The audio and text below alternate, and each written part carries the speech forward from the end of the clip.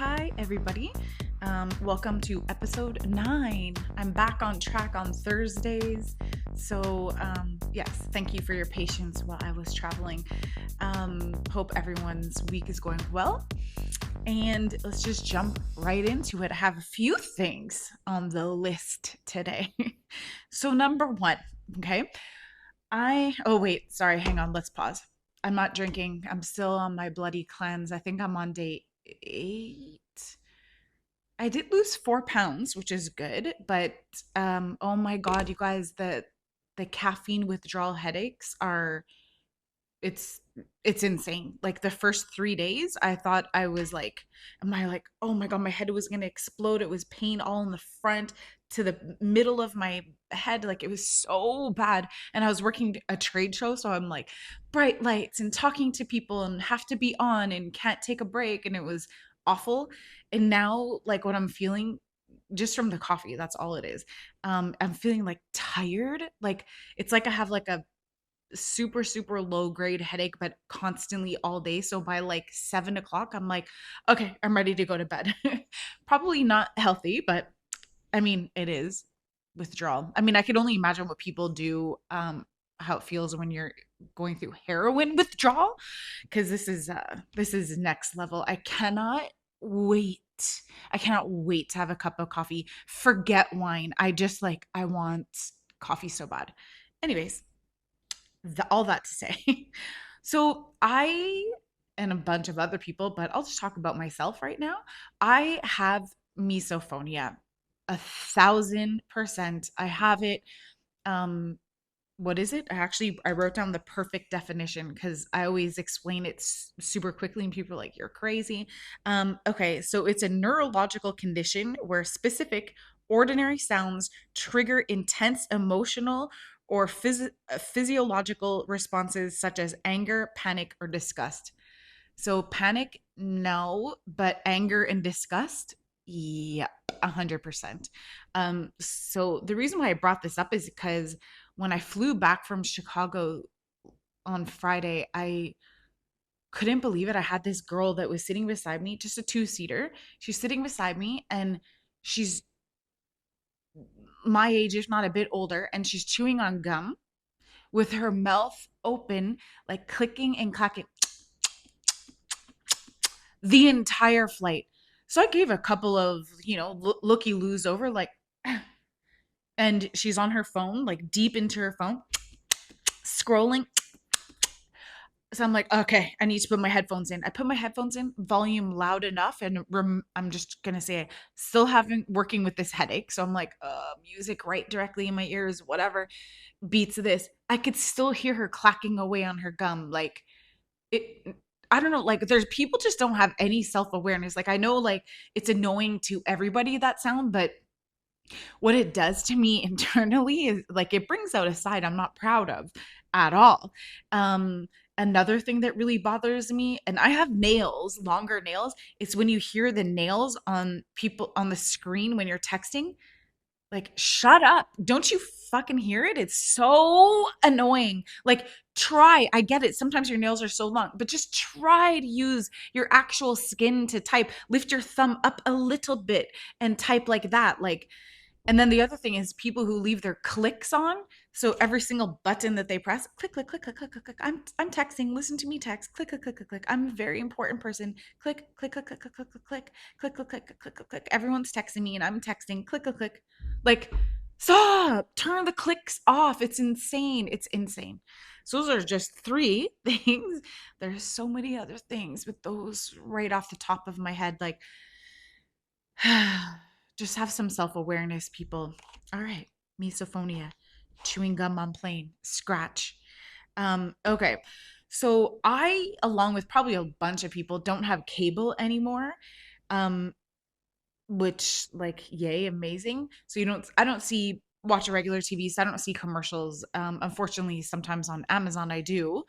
But they're Trivago. That's like the number one stupid ass commercial that I see. But because I was just in Chicago and I had the TV on in the hotel room, so I'm getting ready, doing some emails, and have just the TV on in the background. So every second commercial is an ad for medication, a subscription or prescription, sorry, a prescription to a medication of any w- medication under the rainbow.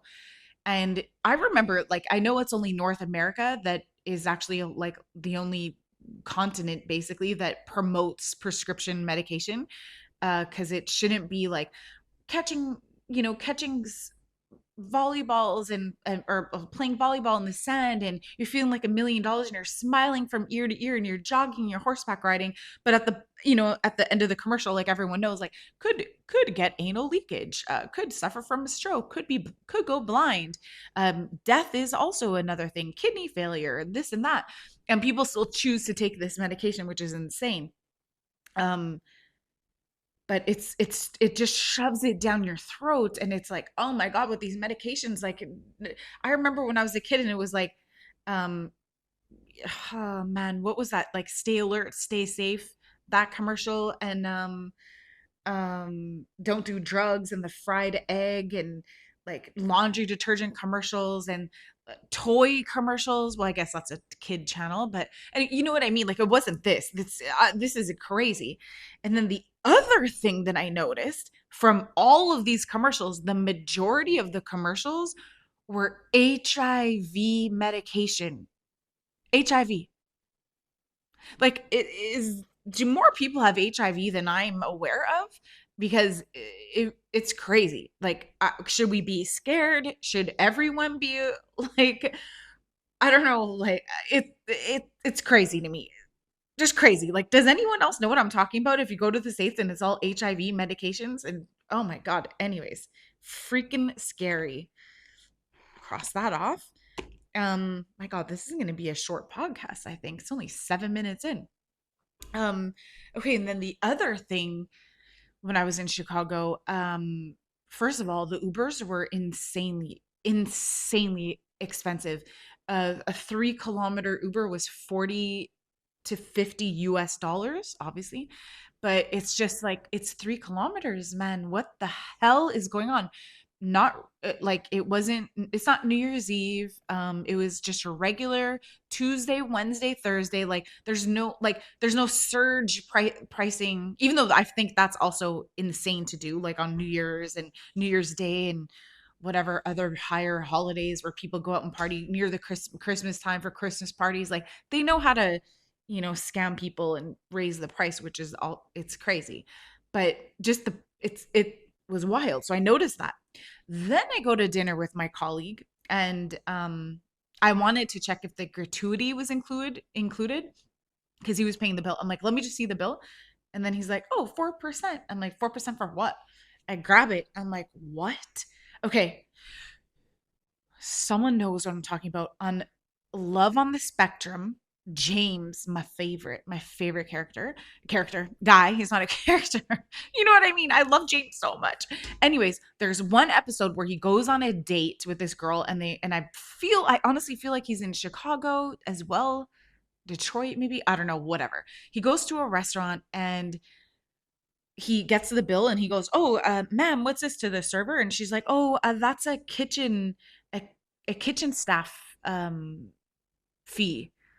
And then he's like, oh, what's that? And she's like, well, everything, every tip for that goes to the kitchen staff, but if you want to have it removed, we can remove it. He's like, oh no, certainly, no, we want the kitchen staff to get their fair share, for sure, certainly, keep it on. Of course he would say that. He's an angel. I love James, biggest heart. However, it you pay your fucking kitchen staff, man. Pay your kitchen staff properly. This is insane. So for us, it was an added 4%, and it says, as a way to offset rising costs, food, beverage, and labor benefits. I'm sorry.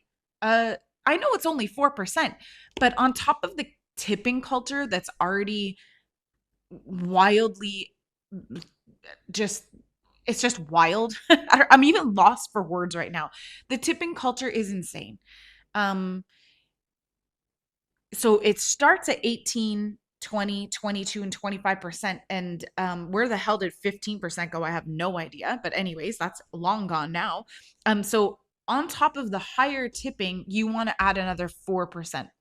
Actually, one of my friends saw my post because I posted it on Instagram. I thought it was just wild. And she's like, well, why don't you take it off and then tell, your server that you're going to add that 4% to the tip so it goes directly to the waiter, not to the restaurant? Because, like, why would we be paying for the restaurant's bills? Like, I'm paying my server anyways.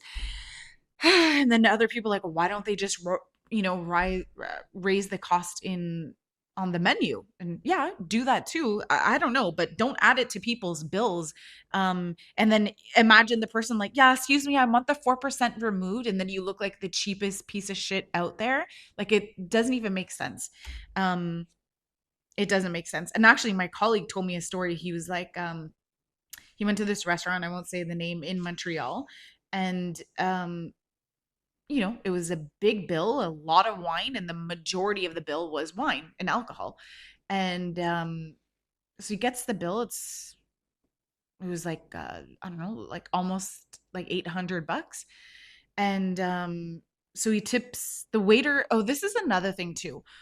If you're a waiter, when you leave the bill, fuck off for a little bit. Don't stand there with the machine. Don't stand there. Like, first of all, I'm a person, if I'm paying cash, I'm like, I get so frazzled, and I'm like, and then I either leave way too much or way too little. I'm just frazzled with that, like on the spot stuff. If it's cash. And also, if you're paying card, don't stand there looking at what they're tipping. Just walk away and come back. Like, I don't know what table serving etiquette is, but I feel like that's probably high priority to do that. So what happened to my friend was, he was paying and the waiter was standing right there, and he was like, okay, 18%. And before even pressing next, the waiter's like, sorry sir, was there a problem with the service? And he's like, no. He's like, well, I saw you only tipped 18%. He's like, yeah. He's like, well, was there a problem with the service? Like, I'm just wondering why you're tipping so low. Like, okay, I'm going to put a pause there. Is that not insane? Is that not insane? This happened in a restaurant in Montreal. To me, it's like, I don't even know. I wouldn't have the balls to even to say.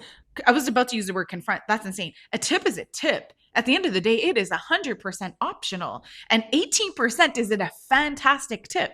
I used to always tip 20 because I was so afraid of like looking cheap or whatever. And I'm like, no, the 4% that you're adding to offset rising costs. Yeah. So I'm gonna take that 20 and drop it down to an 18 because I need to offset my rising costs in my life. Like, how dare you automatically assume that 18% is low, and you assume that you're going to get a 22% tip? No, like, I don't know what's happening. I don't know what's happening. I even also was at the hotel, and I got 2 bottles of water for myself. And I go pay by card, and I'm like, oh, you don't have a tap? And she's like, oh, that's the tip option. I'm like, oh, where do you press skip? And I pressed skip right in front. Are you joking?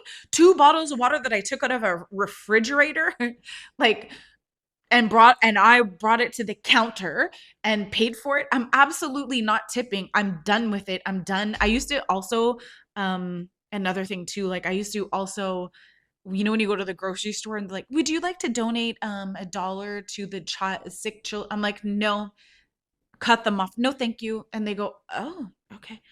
I used to lie and be like, oh, I was just here yesterday and I tipped. And then they go, oh, okay. No, I'm done. I'm done. I'm done. I'm done. Because I know that the big corporation, the business, the big box retailer that you're purchasing at, they've already made the donation and it's a tax write off. Then what they do is they put that little box, or they add it to your bill and they collect it back. And they don't actually donate because they already did. And even if and let's say if they did, that's a donation for you and it's a tax write off. You're also a big box retailer, so you can afford it. You should do that. Um, Oh, it's just crazy. All of these scams and bullshit that we have to go through. I really don't even understand. But anyways. Oh yeah, and then one last thing about that. We also went to another restaurant, and when you go to pay, it automatically, the tip option, like the button, it went like 8, or sorry, it went 20, 22, 25%, and it automatically defaulted at 25%. Who's tipping 25%? Unless you brought me free glasses of champagne, some caviar, chef's like a miso bush, whatever, all these things from the chef, little gifts, whatever. Maybe, yeah, maybe I probably would actually. But if you're just serving what I ordered at a very ridiculously expensive restaurant to begin with, and 18 is the minimum and 25, no, like, I don't even care if this podcast makes me look cheap. Like, I feel like people agree with me. It's just out of control these days. Okay, that's done. And then my next and I think my last thing for the night, guys. Um okay, I just explained this to someone and I was like, I hate Gen Z and this stupid finger snap clap. And they're like, what? I'm like, look what they're doing. We were watching Love Island, and he's like, um, what are you talking about? I'm like, this? Yes, yes, queen, yes. Shut up, shut it up. Clap normally or don't clap at all. And also, like this, where it doesn't even make sounds, like I'm just like pressing my fingers together. I think that pisses me off even more. And when guys do it, that is the biggest ick I've ever seen in my entire life. My entire life. Like, stop with this stupid shit. Just clap your hands. Like, like, can a Gen Z please? Like, I guess I can go on TikTok and figure it out, but I don't know. Can someone explain to me why? How did that start and why it's still here? Oh God, goodness gracious. Oh yeah. And then the other thing, oh, you guys don't know what I'm talking about. That documentary that I just watched. I saw videos, it made remind me of TikTok.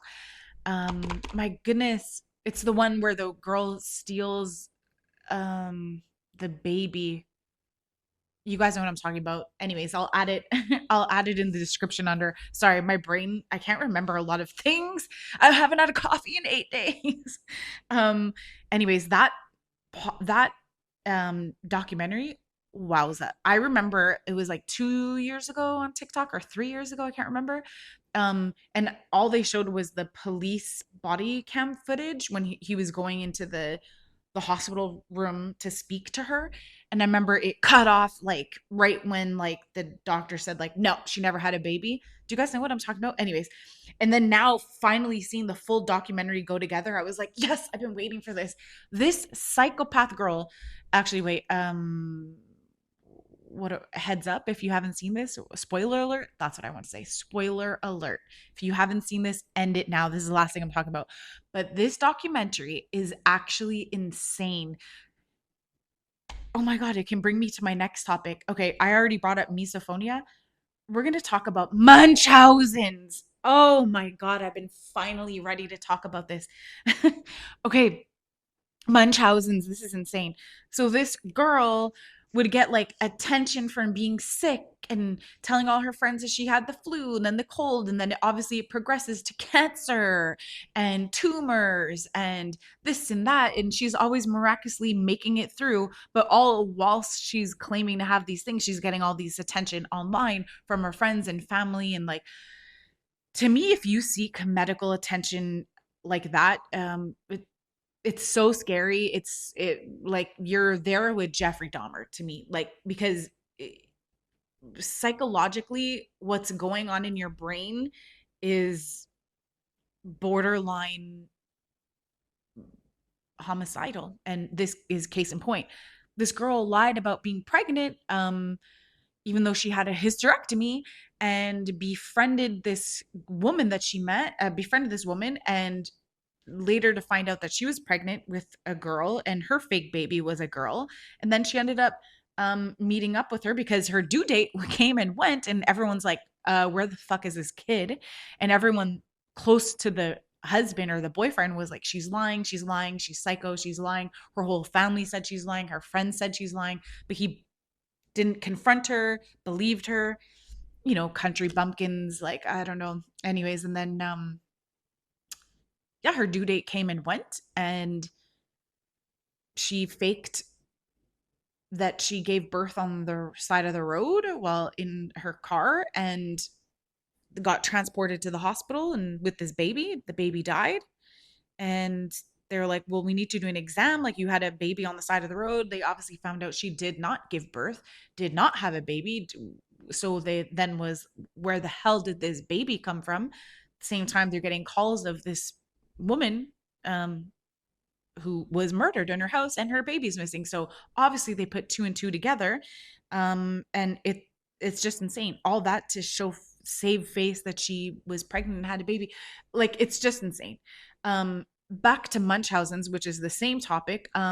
If you're going to the hospital and posting your medical bracelet and then, with like a sad quote like, oh, back here again, post it on Instagram or Facebook, and then you want people to reach out to you, like, it's just insane to me. I don't know, man. There's other ways to get attention, and it's just not that. It's not that. Oh God, I don't even know how to end this podcast. I just re-annoyed myself with all of those stories. This podcast is going to be called I'm fucking annoyed. I'm annoyed. That's what it is. All right, it's a short and sweet one, guys, but thanks for watching. Thanks for my 6 listeners. I love each and every single last one of you to death. I love you guys. Thanks for the support, and I will be traveling next week, but I will record another podcast before I leave so I can post it because I want to stay on track. Consistency is key. All right, guys, cheers with my invisible drink because I can't drink. Have the best Thursday ever, and I'll see you next week.